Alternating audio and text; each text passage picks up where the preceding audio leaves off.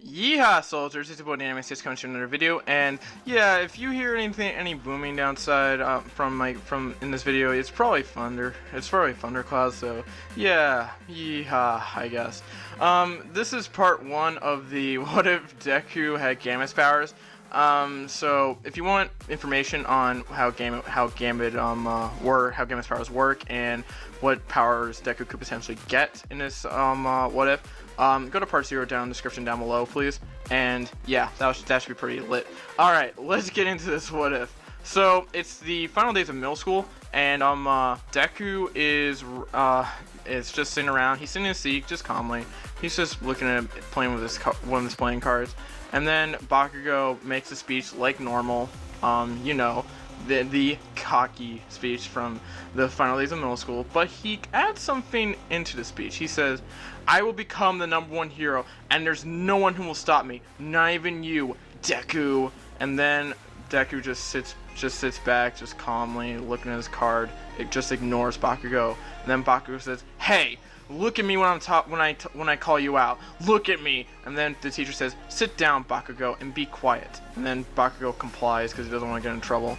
And then later after that, when the school days are over, when the class is over, Bakugo says, "Hey Deku, I want you one thing. I don't want you to get one thing straight. You may be more powerful than me. You may be stronger than me. But guess what? I will become #1 hero. I could take you on right now." And then Deku throws a card at the backboard, and Bakugo realizes that it's a message that Deku could kill him at any point in time. Deku says, "Your cockiness will one day be your undoing. That is not okay. You have to stop this cocky attitude. It's been holding you back since we were kids. I know you have a powerful quirk and you have a lot of potential, but I will not let this attitude stick forever, and you can't let it stick forever either. You may be strong, but you are weak mentally." And then Bakugo is like shocked. And then let's get right into the sludge villain attack, little sludge villain arc. So Deku walks back from her school, still takes a shortcut, and gets in the altercation with the sludge villain. Now in this one, instead of Deku having issues due to him not having a quirk, Deku in this one can put up a big fight. Actually, Deku is able to hurt the sludge villain using his cards, and he also carries a bow staff because, well, Gambit was a bow master, and of course I think in this one it'd be appropriate for Deku to carry one. So Deku has a wooden bow staff, and he can put his kinetic energy into it. So yeah, that's pretty unleash his kinetic energy abilities. So that's pretty cool. And the sludge villain has taken a lot of damage. And then sludge villain, he's a bit hurt, and is very impressed by Deku's abilities. The sludge villain says, "You are a very powerful young boy. So I will take your body for myself." And like a pedophile, he tries to go after Deku. But then All Might comes in, stomps the sludge villain, and is able to contain the sludge villain like in canon. All Might is impressed with how Deku was able to hold off the sludge villain since it took a great bit of damage. And All Might says, "Well, who is your name, young man?" And Deku, of course, excited to see his the great #1 hero, a great hero, his idol, whatever, yada yada. Deku says, "Can you sign my notebook?" And then All Might, of course, complies. And then Deku says, "So yeah, I can't believe you're here, All Might." And then All Might says, "Well, of course, whenever there's danger, I will be there." And then All Might says, "You have a very powerful quirk, young man." And then Deku says, "Really?" And then All Might says, "Yes, you do. It was able to do a good bit of damage on a sludge villain. You might have been able to take it down." And then Deku says, "Well, I guess." And then All Might they continue a little bit of talking back and forth a little bit, but then All Might realizes it's time for him to go, so he flies away. And then Deku holds onto his leg like normal, which means the sludge villain is going to attack later. And then Deku wants to ask a question. All Might asks, "What is it, young man? Why did you grab onto my leg?" And then Deku says, "I have a question to ask you. Do you think I can be the #1 hero?" it's been bugging me for a long time. I'm very confident in my abilities, and I believe I can. But do you believe so? It would really mean so much to me coming from my #1 idol. And then All Might says, I really do think you can, because you have a very strong quirk. It's very powerful from what I've seen. What does it do? You see, my quirk is called can use molecular acceleration, so I can turn potential energy into kinetic energy.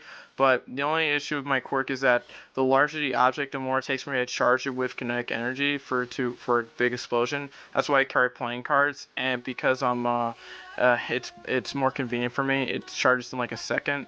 And then All Might says, you're pretty smart, young man, and you're pretty resourceful and you're powerful. And then Deku says, well, thank you.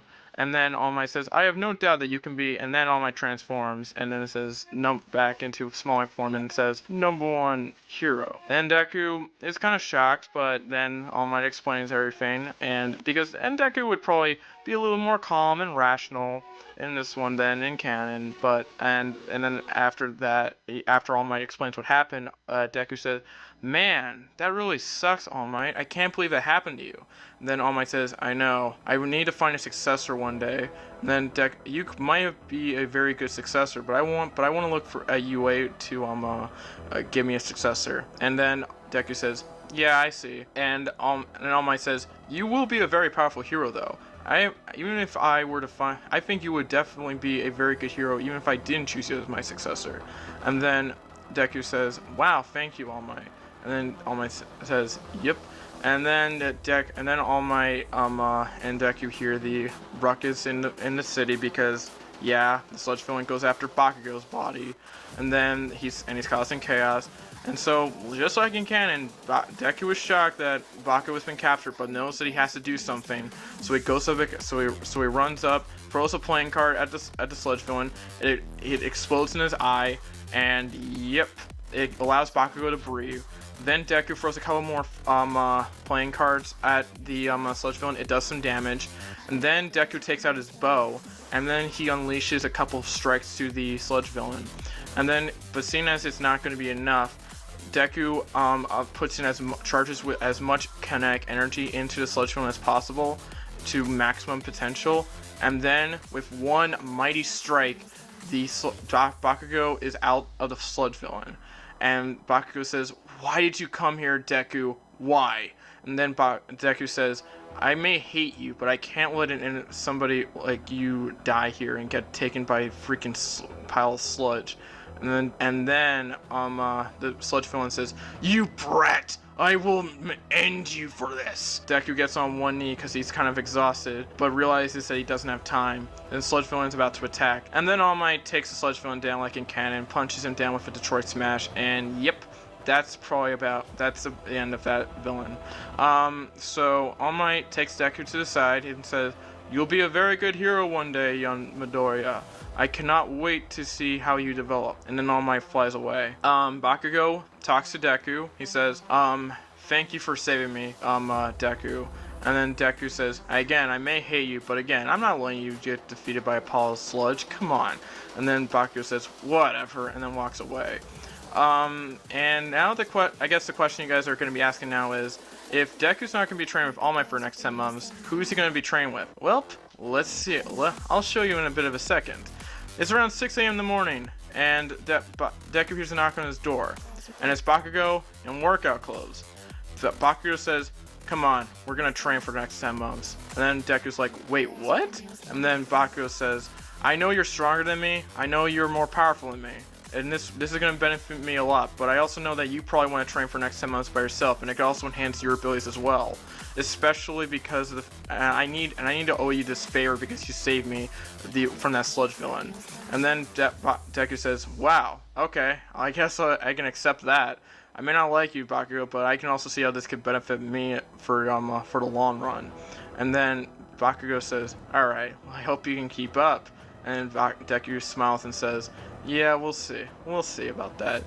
And then for the next 10 months, Deku and Bakugo are going to be training with each other. So that's going to be fun. And that's about around the end of this What If. So yeah, so let me discuss a couple things. On Tuesday, I will be uploading the Pokemon Anime Rewrite Part 2. So that's going to be coming out. And then on Thursday, I'll do a double upload if my Eagles win this Sunday. And if that happens, I will upload maybe a DBC discussion video, and also a new what if, a new one, all one, whatever. And then and then after that on Saturday, I'm gonna be putting out a new what if called "What If Tobirama Didn't Kill Izuna," and that could change a lot more than you think. It was made by my boy Mega Mac and Steven. They're on my Discord. Also, if you want to communicate with me, submit what if ideas and stuff like that, not only can you do it in the comments, but now you can go to Discord, because I have a couple of what if ideas, and you can also discuss what if in my Discord. So yeah, that should be pretty fun. And that's about it. Make sure to like, comment, subscribe, turn on notifications, and this is the Anime Stage signing out. Peace. York ha.